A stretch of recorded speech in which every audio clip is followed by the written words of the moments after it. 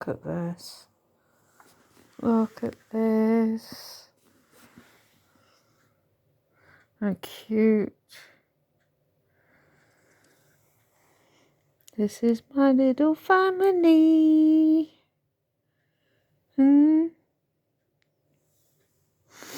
Yeah, people say to me when I say that I've got 7 cats, they're like, oh my God, you're crazy having this many, one's enough and all the rest of it. And I'm like, do you know something? They may drive me crackers sometimes. Gizmo's looking away, look, he hates the camera. There's another one over there. I don't think there's any more in here. I think the rest of them in the bedroom. Yeah. Yes, these cats, they might drive me crackers sometimes, but I wouldn't be without them, I tell you.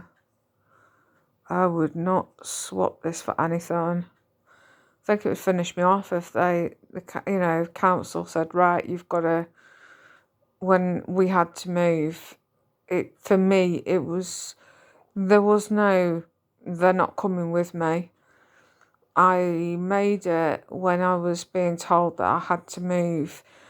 I made it perfectly clear that I've got obviously my son who's nearly 20 years of age now. Can I believe it?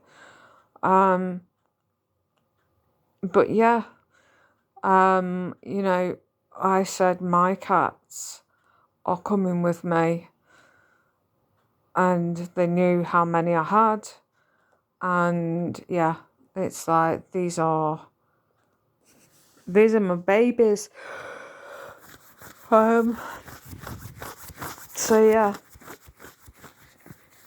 how people can just move and leave their cats behind just disgusts me.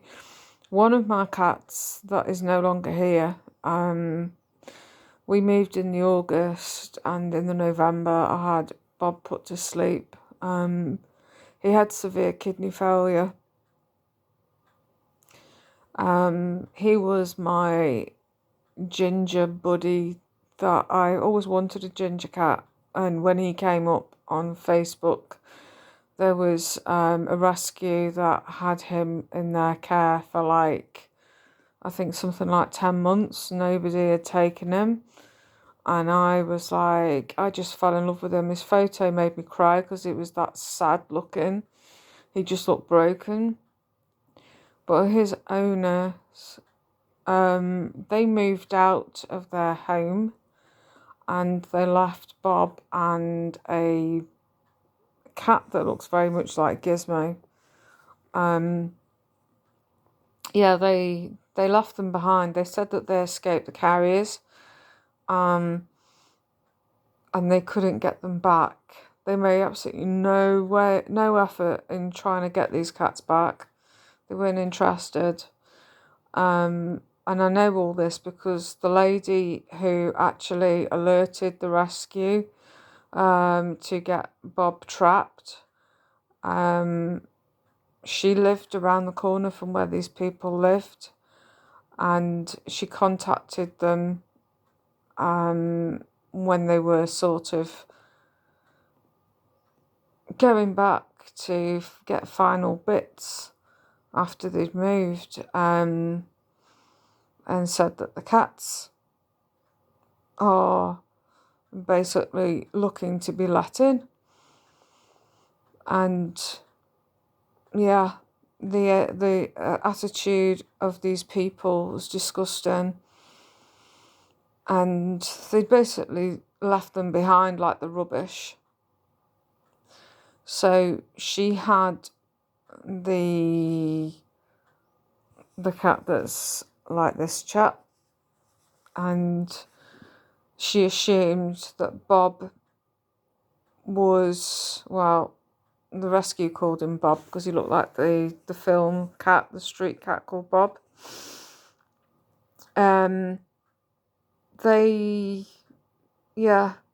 she assumed that someone had taken him in, and she'd see him, and occasionally she said that they fed him, but they assumed that someone had took him in. But nobody had, and he became nobody's cat, and for 5 years he was on the streets. His mouth was rotten, he was getting thinner and thinner. He was very wild because he'd gone into wildcat mode, for survival mode. And the rescue had to trap him with a trap to get him caught. And because he just would not be caught. And they did it. And his mouth was absolutely rotten. They did a lot of work on him. And then they had him put up for homing. And I had him. And he was wonderful. It just makes me so angry how people can do it. You know, I knew a lady that lived by me. She did that. She moved out and she left the cat behind. And her cat she wouldn't want it. She didn't want it. There was 2 kittens her son had. He wanted them. She got them for him. And the one cat, well, the cats, they weren't done. The one cat, the black cat, Marmite as it was called, was spotted all over the village. And she never used to let them in. She chucked the food outside for a bit, and then eventually it wandered off. And a lady that I knew, she said, "Oh, that this black cat has been hanging around," because where she lived was near to where I lived. And I said, "Oh, that's Marmite."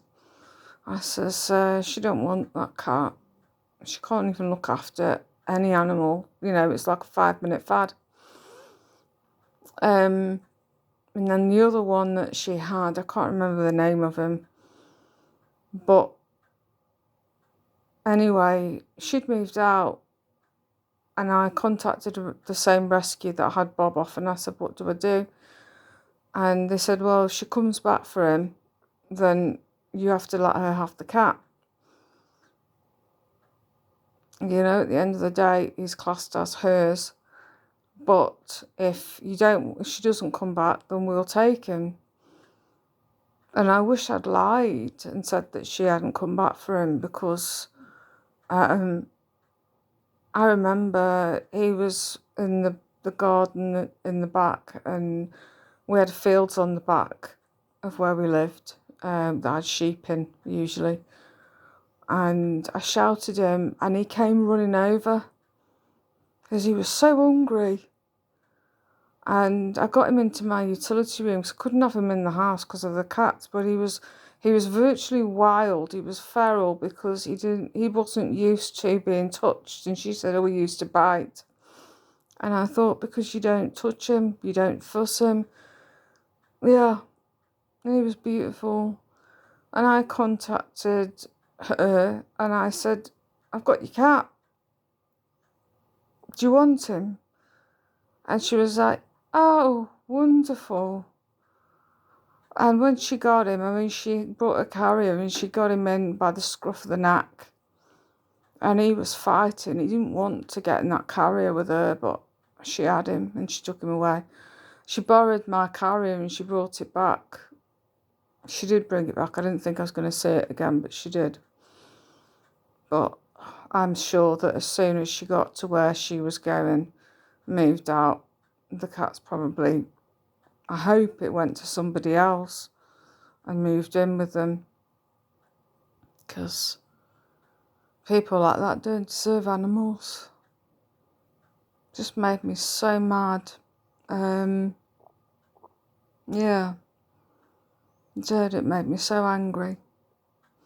But anyway, I wouldn't be without these guys. And it's like, you know, I cut back on things for myself so they can have food to eat. Sorry, this is blinding you, I think. You know, I make sure that they've got their food first and foremost, and their litter stuff, and, you know, and it is what it is. I make sure that they have food. I make sure that they're sorted out. And if they need to go to the vets, then they go. But I wouldn't trade this for anything. Love them all. Yeah. Alright. Catch you later. Bye. Sorry.